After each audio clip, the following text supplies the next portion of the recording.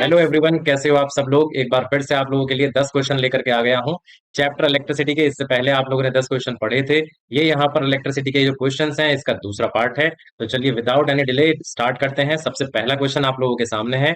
देखिए, पहला क्वेश्चन हम लोगों को बता रहा है कि भाई अ कॉपर वायर, एक कॉपर की वायर है, उसका रेसिस्टेंस आप लोगों को दे रखा है 10 ओम। तो सारी चीजें जो है हम लिखते चलेंगे एक साथ। रेसिस्टेंस हमको दे रखा है 10 ओम, और एरिया ऑफ क्रॉस सेक्शन भी हम लोगों को दे रखा है, वो है 1 मीटर पर second square. Potential difference of 10 volt, potential difference भी आप अप्लाई कर रहे हो 10 वोल्ट का, exist across wire. Calculate the drift velocity, drift velocity यानी कि वीडी आप लोगों को यहाँ पर निकालना है। इफ नंबर ऑफ इलेक्ट्रॉन्स पर क्यूबिक मीटर, यानी कि ये आपको नंबर डेंसिटी यहाँ पर दे रखी है, और ये दे रखी है 8 × 10⁻28 इलेक्ट्रॉन्स, है ना, पर क्यूबिक मीटर, यानी कि पर मीटर क्यूब में ये आप लोगों को दे रखी है। अब आप लोगों को क्या बताना है, ड्रिफ्ट वेलोसिटी बताना है, और बाकी सारी चीजें आप लोगों को दे रखी हैं। तो देखिए, आप लोगों ने एक बहुत ही इंपॉर्टेंट रिलेशन पढ़ रखा है, I is equal to N A V D E. ये हमने अपने क्विक रिवीजन में भी यहाँ पर पढ़ा था। तो आई की जगह पर आप क्या लिख सकते हो, वी अपॉन आर लिख सकते हो, बिकॉज हमको आई दे नहीं रखा। तो V upon R is equal to N A V D E, इतना आ जाएगा यहाँ पर। अब इसके बाद में देखिए, पोटेंशियल डिफरेंस वो आपको दे रखा था, रेसिस्टेंस वो भी आपको दे रखा है, ठीक है, is equal to N, N आपको दे रखा था 8 × 10⁻28, और एरिया ऑफ क्रॉस सेक्शन आपको 1 दे रखा है। देखिए, सारी वैल्यूज आसान है, तो आप लोगों को कैलकुलेशन करने में प्रॉब्लम ही नहीं होगी। इसके बाद VD आप लोगों को यहाँ पर बताना है, और E की वैल्यू तो आप जानते हो, E की वैल्यू होती है 1.6 10⁻−19, इतनी हुआ करती है। 10 से आपने 10 कैंसिल कर दिया, यहाँ पर 1 बच जाएगा। फिर उसके बाद 8 × 1.6 को मैं यहाँ पर इकट्ठा लिख सकता हूँ, VD आ जाएगा इस तरीके से, और 10 टू द पावर कितना बच जाएगा यहाँ से, 28। 28 में से 10 जाएंगे तो 18, लेकिन यहाँ पर जाएगा 9, 9 बार जाएगा, तो यानी कि 10 टू द पावर 9 बच जाएगा आपके पास में। इसके बाद हम VD के लिए सॉल्व करना स्टार्ट करेंगे। तो VD इज इक्वल टू, मैं लिख सकता हूँ 1/8 × 1.6 10 टू द पावर 9 आ जाएगा यहाँ पर।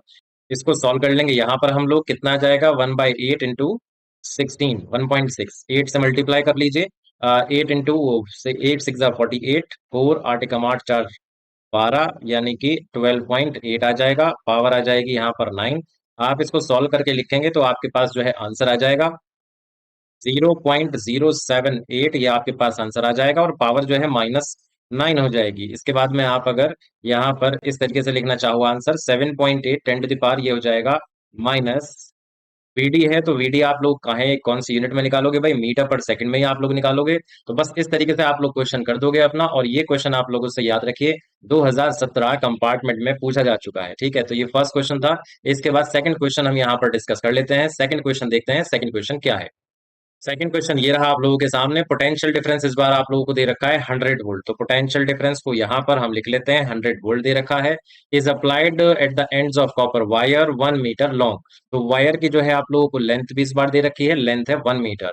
Calculate the average velocity of the electrons, average velocity यानी कि आपको यहाँ पर ड्रिफ्ट वेलोसिटी निकालनी है। Compare it with the thermal velocity at 27 degree Celsius. आपको इसको थर्मल वेलोसिटी से कंपेयर भी करना है, यानी कि आप इसे रेशियो निकाल करके कंपेयर करके दिखा सकते हो। तो गिवन कॉपर कंडक्टिविटी, कंडक्टिविटी आप लोगों को दे रखी है, ये दे रखी है 5.81 into 10 to the power 7 ohm inverse metre inverse, ये आपको कंडक्टिविटी दे दी। इसके बाद नंबर डेंसिटी भी आप लोगों को दे रखी है। नंबर डेंसिटी है हमारे पास में 8.5 10 टू द पावर 28, और ये पर मीटर क्यूब में हुआ करती है बच्चों। तो ये सारी चीजें अपने को दे रखी हैं। सबसे पहले हम ड्रिफ्ट वेलोसिटी फाइंड करने का काम करेंगे।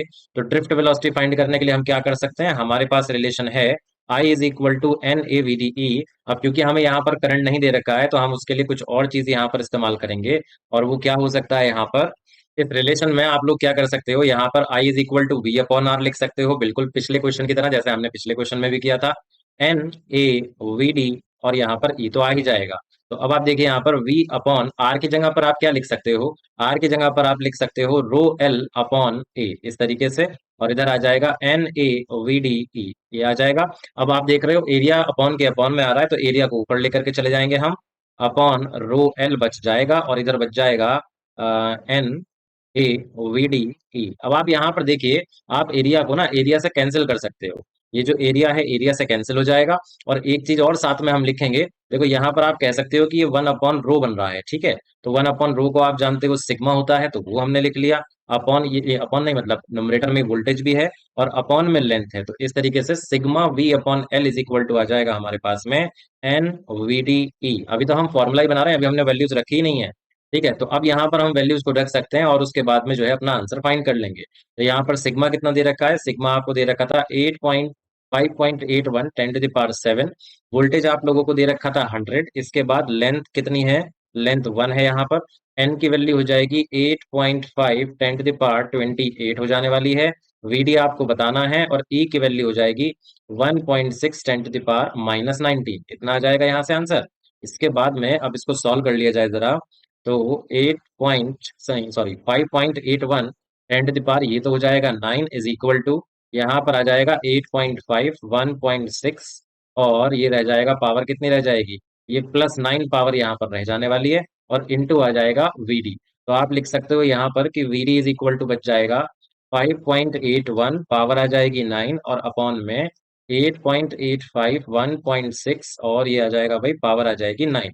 तो यहाँ पर देखिए आप लोग क्या चीज कैंसिल कर पाओगे, यहाँ पर आप पावर को कैंसिल कर पाओगे। उसके बाद में वीडी का आंसर कितना आ जाएगा, 5.81 अपॉन 8.5 इंटू 1.6, और इसको जो है हम ना सॉल्व करके अपना आंसर यहाँ पर लिख देंगे 0.427। इस तरीके से हमारा आंसर आ जाएगा, और ये आंसर आएगा मीटर पर सेकंड में। तो ये आ रही है यहाँ पर हमारे पास में ड्रिफ्ट वेलोसिटी। तो बहुत सारे लॉजिक हमने यहाँ पर लगाए। हमने एक तो ये लगाया कि सिग्मा इज इक्वल टू 1/ρ होता है। उसके बाद हमने लगाया कि I is equal to V upon R होता है। साथ ही साथ हमने ये भी लगाया कि are is equal to ρl/a होता है। तो 3 अलग अलग टॉपिक हमने यहाँ पर यूज करे इस क्वेश्चन को करने के लिए। तो अच्छा खासा इंपॉर्टेंस रहती है इस क्वेश्चन की। ये भी क्वेश्चन 2017 कंपार्टमेंट के अंदर ही पूछा गया था, एक दूसरे सेट के अंदर। तो याद रखिएगा सारे ही प्रीवियस ईयर क्वेश्चन हैं आप लोगों के सामने जो यहाँ कराए जा रहे हैं। क्वेश्चन नंबर 3 पढ़ते हैं। क्वेश्चन आया हुआ है 2019 के अंदर दिल्ली रीजन में। तो क्वेश्चन क्या है यहाँ पर, क्वेश्चन है एवरेज ड्रिफ्ट वेलोसिटी आपको बतानी है बच्चों of the conduction of electrons in a copper wire of cross sectional area. तो यहाँ पर सबसे पहली चीज जो है हमको दे रखा है कि एरिया आपको बता रखा है 2.5 इंटू 10 to the power -7, यहाँ पर ये होने वाला है। एस्टिमेट एवरेज ड्रिफ्ट स्पीड यानी कि वीडी आपको बताना है, इस चीज को भी यहाँ पर लिख लेते हैं। उसके बाद में कैरिंग करंट, आपको करंट भी दे रखा है, देखिए ये रहा करंट 2.7 एम्पियर दे रखा है। Assume the density of conduction of electrons to be, यानी कि density of conduction of electrons मतलब ये आपको यहाँ पर इलेक्ट्रॉन डेंसिटी दे रखी है। आप इसको यूनिट से भी यहाँ पर आइडेंटिफाई कर सकते हो, ठीक है। तो ये हो गई यहाँ पर इलेक्ट्रॉन डेंसिटी। अब आपको ड्रिफ्ट वेलोसिटी बतानी है, तो ये तो बहुत आसान हो गया क्वेश्चन। अगेन यहाँ पर क्या होगा, I is equal to N A V D E, यही फॉर्मूला हम यहाँ पर यूज करने वाले हैं। इस बार तो सारी चीजें आपको दे रखी हैं, कोई सब्स्टिट्यूशन नहीं करना, सिर्फ आपको वैल्यू पुटअप करनी है। यहाँ पर 2.7 इज इक्वल टू एन की वैल्यू हो जाएगी N 9 into 10 to the power 28। Area हमको दे रखा है 2.5 10 to the power -7। वीडी आपको बताना है और ई की वैल्यू आपको पता है 1.6 10 to the power -19 होती है। तो यहाँ से हम वीडी इज इक्वल टू लिख सकते हैं 2.7, और बाकी सारी चीजें अपॉन में आएंगी 9 इंटू 2.5, और ये आ जाएगा 1.6। और पावर जो है हम यहाँ पर सारी एडजस्ट करके लिख लेंगे, 19 और 7 26, यानी कि 2, यहाँ पर 2 बचेगा। तो वीडी इस तरीके से हम इसको कैलकुलेट कर लेंगे, सॉल्व करके इसका आंसर हमारे पास आ जाएगा 0.075, और पावर यहाँ पर रह जाएगी -2। आप आंसर को अपने यहीं पर छोड़ सकते हो, आप इसको 7.5 करके लिखना चाहो तो वो भी लिख सकते हो, पावर आपको एडजस्ट करनी पड़ेगी। तो ये आंसर भी आपका आ जाएगा मीटर पर सेकंड में। जो क्वेश्चन 2019 का क्वेश्चन है, लेटेस्ट क्वेश्चन है, तो आप लोगों को इस तरीके के क्वेश्चन की प्रैक्टिस होनी चाहिए और आपकी न्यूमेरिकल एबिलिटी जो है तेज होनी चाहिए, जिससे आप जल्दी से जल्दी और एक्यूरेटली अपना आंसर वहां पर निकाल पाएंगे। तो ये क्वेश्चन क्वेश्चन नंबर 4 यहाँ पर कह रहा है कॉपर वायर ऑफ डायमीटर। आप लोगों को इस बार डायमीटर दे रखा है बच्चों कॉपर वायर का, और डायमीटर है आपके पास में 1 mm। इसके बाद यहाँ करंट कितनी फ्लो हो रही है वो भी दे रखा है आपको, 0.2 एम्पियर जो है करंट है। Copper has 8.4 10 to the power 28 atoms per cubic metre, यानी कि ये आपको इलेक्ट्रॉन डेंसिटी यहाँ पर आप इसे कंसीडर कर सकते हो, यानी कि 8.4 10 to the power 28। ठीक है। इसके बाद में यूनिट क्या हो जाएगी इसकी, पर मीटर क्यूब हो जाएगी। फाइंड द ड्रिफ्ट वेलोसिटी आपको बतानी है। इसके बाद में assuming that one charge carrier of 1.6, ये जो चीज है, अच्छा ये तो आप लोगों को ई की वैल्यू दे रखी है, इसमें तो ऐसा कोई कंफ्यूज होने वाली बात नहीं है। ई की वैल्यू हो जाएगी 1.6 10 to the power -19। अब आपको ये बताना है यहाँ पर कि ड्रिफ्ट वेलोसिटी कितनी होगी। तो अगेन देखिए क्वेश्चन तो आसान है, बट यहाँ पर एरिया नहीं दे रखा, बट उसके लिए आपको डायमीटर दे रखा था। एरिया क्या लिख सकते हो आप, पाई डी स्क्वायर अपॉन 4 लिख सकते हो। तो we will write the formula I is equal to N A V D E. ये हो जाएगा अपना फॉर्मूला। आई की वैल्यू हम पुट कर देंगे 0.2, एन की वैल्यू होने वाली है 8.4, 10 to the power 28 आ जाएगा। एरिया ऑफ क्रॉस सेक्शन होने वाला है, सीधी सी बात है, पाई डी स्क्वायर अपॉन 4 होगा। फिर उसके बाद में वी डी यहाँ पर ऐसा ही आ जाएगा, और 1.6 10 to the power -19 आप ई की वैल्यू रख दोगे। तो यहाँ पर ये सब कुछ सॉल्व होने के बाद V D is equal to लिख सकते हैं हम। देखो ये 4 जो है क्रॉस मल्टीप्लाई हो जाएगा, और ये बना देगा इसको, इसके साथ क्रॉस मल्टीप्लाई होके 0.8 बना देगा। तो 0.8 इंटू, इंटू में तो कुछ भी नहीं आ रहा है, सब चीजें अपॉन में ही आएंगी यहाँ पर। तो 0.8 और अपॉन में आ जाएगा 8.4, है ना, इंटू पाई। पाई की वैल्यू क्या होगी भाई यहाँ पर, 3.14 हो जाएगी। उसके बाद में डी, डी कितना है भाई यहाँ पर, 1 है। तो डी स्क्वायर हो रहा है, यानी कि 10 to the power -3 का स्क्वायर -6 आ गया। वीडी आपको बताना था, और यहाँ आ जाएगा 1.6। पावर जो है हम यहाँ पर एडजस्ट कर लेंगे, 28 ये रहा, 19 ये रहा, यानी कि 9 बच जाएगा। ठीक है, तो ये 9 जो बच जाएगा ये आएगा यहाँ पर 10 to the power 9, इस तरीके से आ गया। अब इसको सॉल्व कर लेते हैं एक बार। इसको सॉल्व करने पर जो है अपना आंसर यहाँ आ जाएगा, वीडी इज इक्वल टू 0.018, और ये पावर जब ऊपर आएगी तो ये पावर हो जाएगी माइनस। आंसर आ जाएगा अपना मीटर पर सेकंड में। तो ड्रिफ्ट वेलोसिटी यहाँ पर हमने कैलकुलेट कर ली है, और ये आ गया अपने पास आंसर। क्वेश्चन नंबर 5 पढ़ते हैं यहाँ पर। क्वेश्चन नंबर 5 आपको दे रखा है, resistance of platinum wire of a platinum resistance thermometer at the ice point is. Resistance आपको दे रखा है आइस पॉइंट पर। आइस पॉइंट मतलब जब टेम्परेचर कितना है, 0 डिग्री सेल्सियस होगा तब। At steam point, steam point पर भी टेम्परेचर दे रखा है, यानी कि जब टेम्परेचर 100 डिग्री सेल्सियस होगा तब आपको जो रेसिस्टेंस दे रखा है वो है 5.39 ओम। ठीक है, तो दो रेसिस्टेंसेज यहाँ पर है। तो एक काम करते हैं, हम इसको आर नॉट मान लेते हैं, और इसको क्या मान लेंगे, हम R100 मान लेंगे। When the thermometer is inserted in a hot bath, resistance of platinum wire is इतना। तो रेसिस्टेंस जो है इस एक हॉट बाथ है वहां पर जब आप कर देते हैं, उसको पुट कर देते हैं, है ना, इंसर्ट कर देते हैं थर्मोमीटर को, तो रेसिस्टेंस जो है कितना आ जाएगा, ये हो जाएगा 5.975 ओम, इतना ओम आ जाएगा। Calculate the temperature of the bath, आपको टेम्परेचर यहाँ पर पता करना है बाथ का कि कितना होगा। तो ये चीज देखिए किस तरीके से आप इसे कैलकुलेट कर सकते हो। सबसे पहले तो आप एक काम कर सकते हो, ये वाले जो दो आपको यहाँ पर चीजें दे रखी हैं, आप इनका सबसे पहले यूज करिए। इनका यूज आप कैसे कर पाएंगे, इनका यूज आप ऐसे कर पाओगे कि आप एक काम करिए, आप जानते हैं ना कि R100 is equal to R0 1 + alpha delta T, आप लिख सकते हो, है ना, इसको यहाँ पर। तो डेल्टा टी यहाँ पर हमने लिख दिया। ठीक है, यहाँ से आप अल्फा कैलकुलेट कर लेंगे। अब आपको R100 कितना दे रखा है, 5.39 दे रखा है। ये R0 दे रखा है आपको 5 1 + अल्फा। अल्फा आपको दे नहीं रखा, और डेल्टा टी कितना आ जाएगा भाई, टेम्परेचर डिफरेंस देखो यहाँ पर कैलकुलेट करोगे तो ये आएगा 100। ठीक है, तो 5.39 डिवाइड कर देंगे आप 5, यानी कि क्रॉस मल्टीप्लाई कर दिया आपने, और यहाँ पर बच जाएगा 1 + 100 अल्फा। उसके बाद में 5.39 -5/5। अब ये क्या कर दिया हमने, ये यहाँ पर हम 1 को ट्रांसपोज कर गए इधर, और उसके बाद एलसीएम भी ले चुके हैं, तो ये इतना आ जाएगा 100 अल्फा के बराबर। तो यहां से बचने वाला है 0.39 अपॉन में आ गया 5 इज इक्वल टू आया 100 अल्फा, या फिर आप कह सकते हो अल्फा आ जाएगा 0.39/500। इसको भी सॉल्व करने की जरूरत नहीं है, because this is not our final answer. Final answer कब आएगा, हमारा फाइनल आंसर आएगा जब हम टेम्परेचर ऑफ बाथ पता कर लेंगे, है ना। तो उसको पता करने के लिए हम एक काम करते हैं यहाँ पर, अब अगली दो इक्वेशन का यूज कर लेते हैं, इस वाली का और इस वाली का यूज कर लेते हैं। ठीक है, क्योंकि देखिए टेम्परेचर कोफिशिएंट तो कभी बदलने वाला है ही नहीं ना, है ना, अल्फा तो कभी बदलने वाला है ही नहीं। तो इसके बाद में R0 और RT को जब आप यूज करेंगे तो इक्वेशन हो जाएगी RT equal to R0 1 + alpha delta T, दोबारा आ जाएगा। ये आपके बाद डेल्टा टी डैश कर देता हूं मैं इसको। तो RT आप लोगों को दे रखा है 5.975, और ये R0 जो है डिवाइड में आ जाएगा इधर क्रॉस मल्टीप्लाई करने पर, तो मैंने उसकी वैल्यू 5 लिख दी यहाँ पर। 1 + अल्फा की वैल्यू आपको यहाँ पर दे रखी है 0.39, अपॉन में आ जाएगा 500, और डेल्टा टी कितना आएगा, देखो डेल्टा टी आएगा, ये वाले दो पार्ट है ना, तो इसका टेम्परेचर टी मान लिया आपने, इसका टेम्परेचर 0, तो यहाँ पर ये टी के बराबर हो जाएगा। अब आप देखिए इक्वेशन जो है यहाँ पर टी में रहेगी, या आप इस इक्वेशन को सॉल्व कर लो, आपका आंसर आ जाएगा।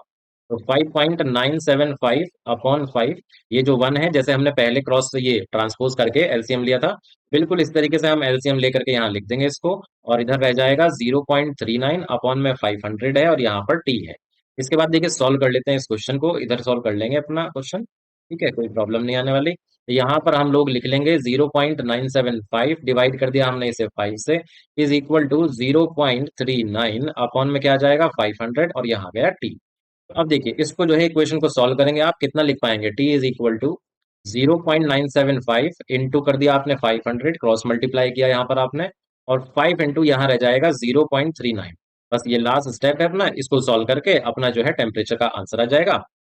तो ये अपना यहाँ पर आंसर आ जाएगा 250, और डिग्री सेल्सियस में आंसर आएगा क्योंकि सारे टेम्परेचर हम काहे में लेकर के चले, डिग्री सेल्सियस में लेकर के चले। तो देखिए यहाँ पर थोड़ा सा कैलकुलेशन ज्यादा थी, मैं मानता हूँ, लेकिन क्वेश्चन जो है इंपॉर्टेंट है। इस तरीके से आप यहाँ पर आपको तीन जो है पैरामीटर्स आपको दे रखे थे, है ना, अलग अलग सिचुएशन आपको दे रखी थी। उन तीन पैरामीटर को आप किस तरीके से यूज करोगे, कैसे आप जो है आप फाइनल आंसर तक पहुंच पाओगे, ये चीज मैंने आपको इस क्वेश्चन में सिखाई। क्वेश्चन ये 2014 में आ चुका है आउटसाइड दिल्ली रीजन के अंदर। तो इंपॉर्टेंट क्वेश्चन था, अच्छा क्वेश्चन था। इसके बाद नेक्स्ट क्वेश्चन करते हैं। नेक्स्ट क्वेश्चन पर आ गए हम। क्वेश्चन है question number 6, at what temperature. तो इस बार आपसे क्या पूछा गया है, टेम्परेचर आप लोगों से पूछा जा रहा है। Would with the resistance of a copper wire be double its resistance at 0 degree Celsius. यानी कि आपसे देखिए इस तरीके से लिख लेते हैं कि एक टेम्परेचर आपसे पूछा जा रहा है, ये इसको T2 मान लेते हैं। T2 मान लिया आपने, टी, और ये जो है क्वेश्चन मार्क, ये पता करना है। तो T1 कितना यहाँ पर आप मान करके चलेंगे, 0 डिग्री सेल्सियस मान करके चल लीजिएगा। उसके बाद रेसिस्टेंस आपने मान लिया कि भाई R0, यानी कि 0 डिग्री सेल्सियस पर रेसिस्टेंस कितना है, इसको आपने मान लिया R। और आप ये कह सकते हो कि RT टेम्परेचर पर कितना हो जाएगा, रेसिस्टेंस डबल हो जाएगा, क्योंकि यहाँ पर क्वेश्चन में दे रखा है कि भाई वो टेम्परेचर बताइए, वो टेम्परेचर बताइए जिस टेम्परेचर पर रेसिस्टेंस डबल हो जाएगा। समझ गए आप लोग। तो यहाँ पर आप लोग सिंपल सी बात है भाई, वही फॉर्मूला लगाइए अपना वाला, R T is equal to R0 1 + alpha delta T, ये आ जाएगा फॉर्मूला यहाँ पर। आर टी आपको 2R दे रखा है, R0 R हो जाएगा, 1 + अल्फा यहाँ पर हमें बताना है, और टेम्परेचर डिफरेंस निकल करके आएगा T-0, यानी कि ये टी के बराबर ही आने वाला है। तो 2R/R, देखिए आपने इस वाले R को क्या करा, क्रॉस मल्टीप्लाई कर दिया, ये आ जाएगा। इधर बचेगा आपके पास में 1 + अल्फा टी बच जाएगा, T-0 टी के बराबर आ जाएगा। तो यहाँ से बचने वाला है 2, 1 जो है क्रॉस मल्टी, ये क्रॉस नहीं, ट्रांसपोज कर देंगे हम, -1 हो जाएगा, अल्फा टी रह जाएगा यहाँ पर। अल्फा तो दे नहीं रखा हमको, चलिए कोई बात नहीं। 2 - 1 is equal to alpha T, और टी इज इक्वल टू कितना आ जाएगा, 1/अल्फा। देखिए क्योंकि अल्फा की वैल्यू आप लोगों को दे नहीं रखी है, तो हम अपने आंसर को यहीं पर छोड़ देंगे। मान लीजिए कि आपको अल्फा की वैल्यू यहाँ पर दे रखी होती, तो वो वैल्यू आप यहाँ पुट करके सॉल्व कर देते, और आपका जो आंसर है वो डिग्री सेल्सियस में आ जाता। क्योंकि क्वेश्चन में हमें यहाँ नहीं दे रखा है, तो हम अपने आंसर को यहीं पर छोड़ देंगे कि टेम्परेचर जब 1/अल्फा होगा तो रेसिस्टेंस क्या हो जाता है, डबल हो जाता है। आई होप आपको क्वेश्चन समझ में आया।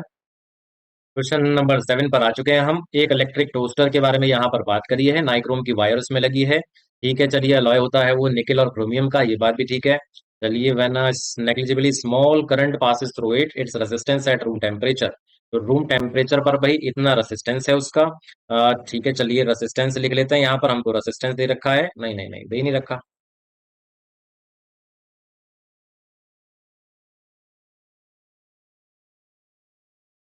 ये डिग्री सेल्सियस में क्यों दे रखा है, ये तो ओम में होना चाहिए। देखिए रेसिस्टेंस है ना, resistance at room temperature is found to be, तो ये रेसिस्टेंस होगा भाई, दे रखा है रेसिस्टेंस, ये डिग्री सेल्सियस से हम कंफ्यूज हो गए। तो ये रेसिस्टेंस ही आपको दे रखा है, और रूम टेम्परेचर पर है, जब टेम्परेचर कितना था, 27.0 डिग्री सेल्सियस आपको टेम्परेचर दे रखा था। When the toaster is connected to 230 volt की सप्लाई से आपने उसे कनेक्ट कर दिया। ठीक है, तो वोल्टेज कितना यहाँ पर आपको दे रखा है, 230 वोल्ट है। और the supply settles after a few second to a steady value of इतना करंट, आपको करंट भी दे रखा है भाई यहाँ पर, कि कुछ टाइम के बाद जब कांस्टेंट हो जाता है करंट वहां पर फ्लो होना, तो इतना करंट फ्लो कर रहा है। What is the steady temperature of nichrome element, यानी कि जब करंट सेटल हो चुका है उस टाइम पर आपको बताना है कि टेम्परेचर कितना होगा, यानी कि T2 टेम्परेचर कितना होगा, इसको हम मान लेते हैं T1, तो इसको हमने मान लिया R1, है ना। और ये जो वैल्यूज है ना बच्चों, ये जो वैल्यूज हैं ये स्टेडी स्टेट वाली ही वैल्यूज हैं, ये जो वैल्यूज हैं स्टेडी स्टेट वाली ही वैल्यूज हैं। तो आप यहाँ पर देख रहे होंगे कि भाई रेसिस्टेंस है, टेम्परेचर है, लेकिन स्टेडी स्टेट का टेम्परेचर तो बताना है, बट रेसिस्टेंस तो आपको दे ही नहीं रखा। तो ये जो रेसिस्टेंस है, आप स्टेडी स्टेट की जो वैल्यूज हैं ये वाली, V/I, यहाँ से आप जो है इसको फाइंड कर लोगे, यानी कि 230/2.68, और इसको जो है सॉल्व करके हमारे पास आंसर आ जाएगा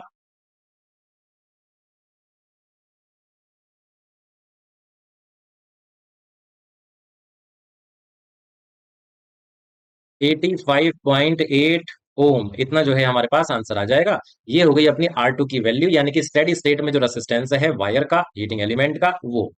अब आपको देखिए आगे क्या चीजें कही है भाई यहाँ पर। ठीक है, स्टेडी टेम्परेचर आपसे पूछा गया है, टेम्परेचर कोफिशिएंट, हाँ ये बहुत जरूरी है भाई यहाँ पर। ये अगर नहीं दिया होगा तो हम नहीं फाइंड कर पाएंगे। जैसे पिछले वाले क्वेश्चन में नहीं दे रखा था तो वहां पर हमने टेम्परेचर को अल्फा के टर्म्स में ही छोड़ दिया था। तो अल्फा यहाँ पर कितना दे रखा है, 1.7 10⁻⁴ पर डिग्री सेल्सियस, ये आपको अल्फा दे रखा है। तो चलिए बिल्कुल ठीक है, बहुत सारी चीजें आप लोगों को यहाँ पर पता चल चुकी हैं। अब जो है क्वेश्चन करना स्टार्ट करते हैं। 2013 कंपार्टमेंट का क्वेश्चन है ये। तो भाई यहाँ पर फॉर्मूला क्या रखा जाएगा, वही टेम्परेचर कॉफिशिएंट जो फॉर्मूला हमको मिलता है। तो इस तरीके से लिखेंगे हम इस बार इसको, R2 = R1 1 plus alpha delta T, इस तरीके से आ जाएगा फॉर्मूला। R2 आपको पता चल गया भाई, ये 85.8 होगा। ठीक है, अभी फ्रैक्शन में नहीं लिखते, चलो अभी ऐसे ही लिखते हैं वैल्यूज को, आपको कंफ्यूजन नहीं होनी चाहिए। यहाँ पर 75.3 आ जाएगा। 1 प्लस अल्फा भी हमको दे रखा है, लेकिन अभी नहीं रखते हम वैल्यू, बाद में रखेंगे। डेल्टा टी, हाँ ये रख लेते हैं। डेल्टा टी कितना हो जाएगा, डेल्टा टी देखिए ये वाला टेम्परेचर तो बताना है, T2 वाला। और जो रूम टेम्परेचर था वो हमको दे रखा था 27 डिग्री सेल्सियस, तो वो वैल्यू हमने रख ली। अब यहाँ पर देखिए इसको क्रॉस मल्टीप्लाई कर लेते हैं, 85.8 और 75.3 जो है ये क्रॉस मल्टीप्लाई होकर के इधर आ जाएगा। 1 प्लस अल्फा और इधर बच जाएगा T-27। इस चीज को जो है हम यहाँ पर लिख लेंगे ऐसे करके, 85.8 minus 75.3 upon 75.3 is equal to alpha T-27। बिल्कुल यहाँ पर देखिए आप लोगों की कैलकुलेशन ज्यादा होने वाली है, लेकिन आप लोगों को क्वेश्चन बिल्कुल अच्छे से बढ़िया से समझ में आ जाएगा। तो इसके बाद देखिए यहाँ पर हमारे पास में नेक्स्ट पेज पर करते हैं, ये आ जाएगा भाई सॉल्व करके हमारे पास 10.5 अपॉन, इतना आ जाएगा भाई, एक मिनट देख लेते हैं। ये तो आ जाएगा 10.5 अपॉन में है 75.3, तो ये हो गया 75.3 is equal to alpha T-27, ऐसे ही थे ना इक्वेशन। तो अभी देखिए यहाँ पर हम जो है अब पुट करेंगे अल्फा की वैल्यू, जो हम लोगों को कितनी दे रखी है एक बार चेक कर लेते हैं। 1.7 पावर -4, तो ये हो जाएगा 1.7 पावर हो जाएगी माइनस में 4, और टी माइनस कितना रह जाएगा, 27 रह जाएगा। ठीक है, अभी 10.5 अपॉन में है 75.3 और क्रॉस मल्टीप्लाई होके ये भी आ गया, 1.7 10⁻⁻4 हो जाएगा। ठीक है, इधर कितना चल रहा है आपके पास में, T-27 चल रहा है। देखिए राइट लेफ्ट हैंड साइड को इसको सॉल्व कर लेते हैं, सॉल्व करने पर अपना एक फाइनल आंसर यहाँ आ जाएगा 0.082, और यहाँ पर ये पावर जो है ये प्लस हो जाएगी, इज इक्वल टू T-27, ये तो ऐसे बन ही रहा है। इसके बाद में ये वाला टेम्परेचर हो जाएगा 820, क्योंकि पावर 4 है, is equal to T-27। T is equal to कितना हो जाएगा, 820 प्लस 27 आने वाला है, और ये हो जाएगा यहाँ पर 847 डिग्री सेल्सियस। तो इतना जो है टेम्परेचर हो जाएगा उस वायर का जो आप लोगों के हीटिंग एलिमेंट में प्रेजेंट है। तो देखिए कैलकुलेशन ऑब्वियस सी बात है, मैं बता ही रहा था यहाँ पर ज्यादा आने वाली है, लेकिन आप लोगों को क्वेश्चन समझ में आया होगा, क्या लॉजिक हमने यूज करा है, किस तरीके से हम चीजों को लेकर के चलेंगे एक्यूरेटली आंसर, जिससे हमारा आए और गलती ना हो। क्योंकि गलती हो गई तो भले ही चाहे आपको देखिए न्यूमेरिकल में सारी चीजें आती हैं, अगर आंसर सही नहीं आएगा तो आपका मार्क वहां कट जाएगा। तो क्वेश्चन नंबर 8 में आप लोगों को यहाँ क्या दे रखा है, क्वेश्चन नंबर 8 में आप लोगों को एक यहाँ डायग्राम दे रखा है, और आपको यहाँ पर पूछा गया है कि इलेक्ट्रिक करंट कितना होगा, है ना। इलेक्ट्रिक करंट ऑब्वियस सी बात है, यहाँ पर जो ये इलेक्ट्रिक करंट पूछा जा रहा है, ये बैटरी से निकलने वाला करंट पूछा जा रहा है। देखिए ये दे भी रखा है आप लोगों को, जो बैटरी से निकलने वाला करंट हुआ करता है बच्चों, याद रखिए आप लोग, वो टोटल करंट हुआ करता है। और हम जब ये इक्वेशन लिखेंगे V equal to I R, यहां से जब आप लिखोगे I is equal to V upon R, तो ये जो I है, अगर ये टोटल करंट है, बैटरी से निकलने वाला करंट है, तो ये जो V होगा ये टोटल वोल्टेज होगा, यानी कि बैटरी का वोल्टेज, और जो R होगा ये भी टोटल होगा, यानी कि total resistance of the circuit. तो यहाँ पर हमें सबसे पहले क्या करना पड़ेगा, रेसिस्टेंस तो अपने पास है ही नहीं, तो रेसिस्टेंस हम यहाँ पर फाइंड कर लेंगे सबसे पहले। तो रेसिस्टेंस जब आप फाइंड करने के लिए चलते हैं तो आप देखते हो कि ये वाले जो दो रेसिस्टर हैं, है ना, ये दोनों सीरीज में कनेक्टेड हैं। अब अगर ये सीरीज में कनेक्टेड हैं तो इनका हम जो है इक्विवेलेंट पहले फाइंड करते हैं। तो यहाँ पर लिख लेंगे हम इक्विवेलेंट, इक्विवेलेंट ऑफ, भाई नाम लिख लेते हैं इनके, ये R2 हो गया, ये R3 हो गया, ये हो गया R1। तो equivalent of R2 and R3, इन दोनों का हम यहाँ इक्विवेलेंट फाइंड कर लेंगे।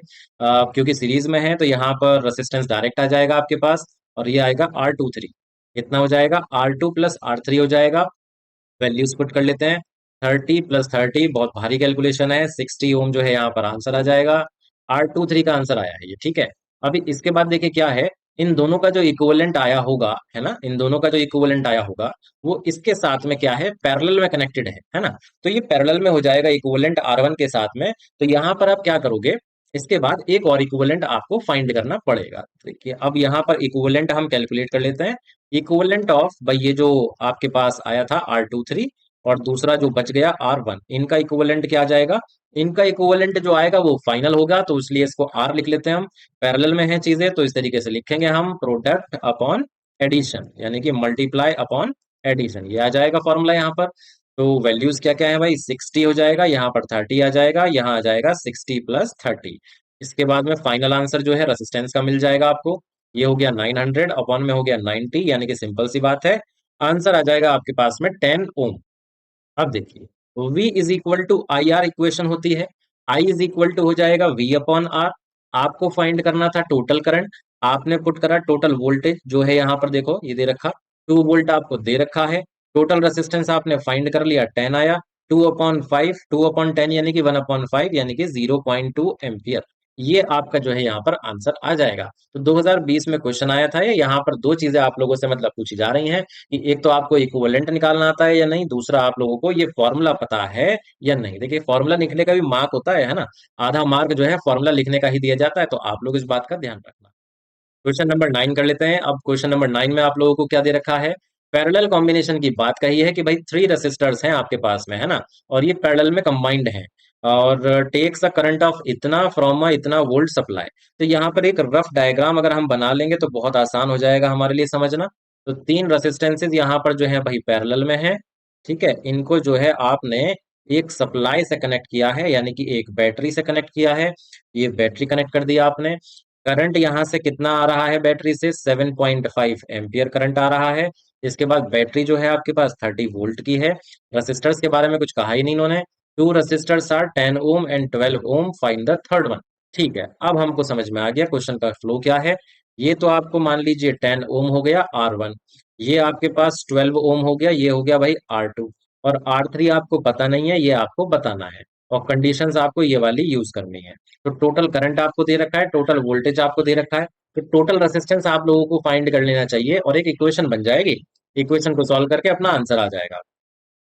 V is equal to I R, है ना। R इज इक्वल टू क्या हो जाएगा? V upon I. R कितना आ जाएगा? तीनों पैरेलल में है यहाँ पर, तो तीनों जब पैरेलल में है तो एक काम करते हैं, पहले इनका इक्विवेलेंट निकाल लेते हैं। Equivalent of R1, R2 and यहाँ पर आ जाएगा R3। तो तीनों का जब आप इक्विवेलेंट निकालोगे तो कितना कितना आएगा? ये 1/R इज इक्वल टू 1/10, 1/12, और यहाँ पर ये हो गया 1/R3। इन दोनों को सॉल्व कर लेते हैं। 12 + 10, 12 × 10, और यहाँ पर ये आ गया 1/R3, 1/R के बाद में 1/R कितना बच जाएगा? 12 और 10 22, ये आ गया भाई 120, प्लस में आ गया 1/R। अब आप क्या करिए, यहाँ पर एलसीएम ले लीजिए। 120R3, ये आ जाएगा 22R3, और ये आ जाएगा 120। अब आप यहाँ पर R कैलकुलेट करने के लिए रेसिप्रोकल ले लो, ये बनेगा 120R3 अपॉन 22R3 प्लस 120। यहाँ पर ये जो इक्वेशन आ गई थी, यहाँ पर हम वैल्यूज को, सभी वैल्यूज को पुट कर देंगे, और पुट करने पर देखो अपना जो है ना आंसर बनेगा, यहाँ से इतना बनेगा। सबसे पहले वैल्यूज पुट करते हैं, 120R3 upon 22R3 plus 120 is equal to, V की वैल्यू आपको 30 और I की वैल्यू आपको 7.5 दे रखी है। अभी क्रॉस मल्टीप्लाई करेंगे हम, 120R3 इंटू 7.5, ठीक है, is equal to, left hand side में कितना बच जाएगा? 22 की देखो पहले तो 30 से होगा यहाँ पर मल्टीप्लाई, तो 660 आ जाएगा R3 के साथ में। फिर 120 की भी मल्टीप्लाई होगी, तो 12 × 36, यानी कि 1 और 2, 3600 आ जाएगा। ये जब आप मल्टीप्लाई कर लोगे तो 900R3 बचेगा, is equal to 660R3, 660R3 plus 3600। देखो यहाँ के बाद ना इक्वेशन को इधर लिख रहा हूँ, ठीक है, स्पेस नहीं है इसलिए। 900 माइनस 660R3, इसको मैंने ट्रांसपोज कर दिया और कॉमन ले लिया था, 3600 ये आ जाएगा। R3 इज इक्वल टू बच जाएगा 3600 अपॉन, कितना बचेगा भाई? यहाँ से बचेगा 240, 240 बचेगा। इसको आप सॉल्व कर लेंगे, आपका यहाँ आंसर आ जाएगा। आपका आंसर आ जाएगा यहाँ से 15 ओम। इनको डिवाइड करने के बाद आपके पास आंसर बचेगा 15 ओम। कैसे डिवाइड कर सकते हो आप? जीरो कैंसिल हो गया, 12 दूनी 24, 12 तिया 36, दो से कैंसिल करोगे 15। ठीक है, तो 15 ओम जो है यहाँ पर, ये जो थर्ड वाला रेसिस्टर था, इसका आंसर अपना बनेगा 15 ओम। तो क्वेश्चन देखो कितना अच्छा था। एक वैल्यू आपको वहां पर रेसिस्टेंस में नहीं दी, तो क्वेश्चन का जो है ना, मतलब पूरा का पूरा जो है करने का तरीका यहाँ पर चेंज हो गया। तो अच्छा क्वेश्चन था। नेक्स्ट क्वेश्चन पर चलते हैं। क्वेश्चन नंबर लास्ट यहाँ पर रह गया है, क्वेश्चन नंबर 10। इसको भी डिस्कस कर लेते हैं। Two square metal plates A and B are of same thickness and same material. तो भाई दोनों का मटेरियल क्या है? सेम है। मटेरियल सेम है यानी कि रेसिस्टिविटी क्या हो जाएगी यहाँ पर? सेम हो जाएगी। थिकनेस भी सेम है। थिकनेस का मतलब है जो ब्रेड्थ है इनकी, है ना, जो ब्रेड्थ है इनकी वो भी क्या है? सेम है। अभी the side of B is twice that of A. अब बी की जो साइड है भाई, बी की जो साइड है वो ज्यादा है, और ए की जो साइड है वो कम है। ये ए हो गया, ये बी हो गया, है ना। अब बी अगर यहाँ पर आप इसे एल मान लोगे तो ये कितना हो जाएगा? ये 2L हो जाएगा।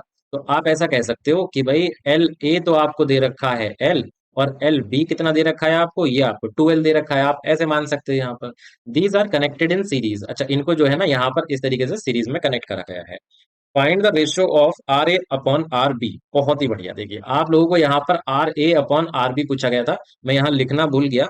ये क्वेश्चन आप लोगों का सीबीएसई 2019 में देखिए आप लोगों से पूछा गया है। ठीक है, तो कितना अच्छा क्वेश्चन। देखो यहाँ पर रेसिस्टेंसेज नहीं दी इन्होंने, यहाँ पर इन्होंने मेटल प्लेट्स दी थी। अब जब आप इनका रेशियो लिखोगे तो कितना आएगा? रो एल अपॉन ए, है ना, ये वाला फॉर्मूला यूज करेंगे हम। ठीक है, ये सारी वैल्यूज ए के लिए हो गई।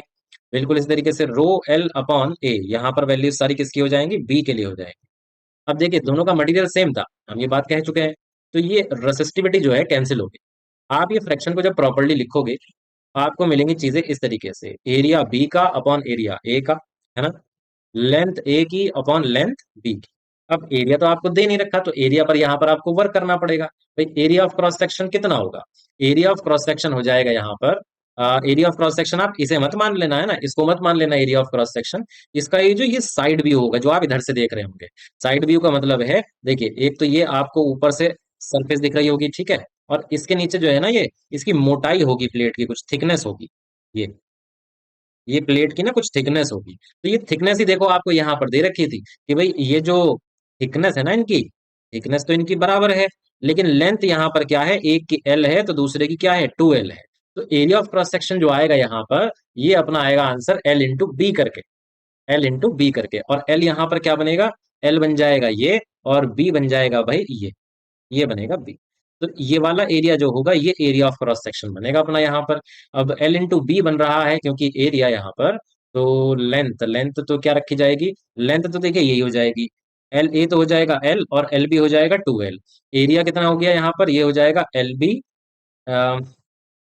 और ये आ जाएगा बी बी। ये आ जाएगा एल ए, और ये आ जाएगा बी ए। ठीक है, इसको सॉल्व करते हैं। देखिए एल से यहाँ पर आपने एल कैंसिल कर दिया। अब एल बी कितना था भाई? एल बी आपके पास है 2L, और बी बी कितना है? बी बी तो बी बी है। अच्छा, बी बी और बी ए जो है बराबर है, तो इनको आप ऐसे ही कैंसिल कर दो। एल बी कितना आ गया? 2L। एल ए कितना आ गया? एल। यहाँ पर कितना रह गया था? 1/2। एल से एल कैंसिल, टू से टू कैंसिल, लो भैया। आंसर कितना आया आपका रेसिस्टेंसेस का? 1:1 निकल करके आया है। ठीक है जी। तो ये जो है आप लोगों का 10th क्वेश्चन था, यहाँ पर लास्ट क्वेश्चन। यही होता है हमारे इस वीडियो का द एंड। तो 10 इंपॉर्टेंट अच्छे बढ़िया बढ़िया क्वेश्चन हम लोगों ने यहाँ डिस्कस किए, जिनमें दम था कि आप लोगों को पता चले क्वेश्चन करने के बाद कि क्या कंसेप्ट यूज कर रहे हैं हम, क्या लॉजिक यूज कर रहे हैं, किस तरीके से क्वेश्चन को कर रहे हैं। तो आई होप आपको सभी क्वेश्चन समझ में आए होंगे। नहीं समझ में आया होगा, you can repeat and watch it once again. तो this is the end of the video. Thank you very much for watching.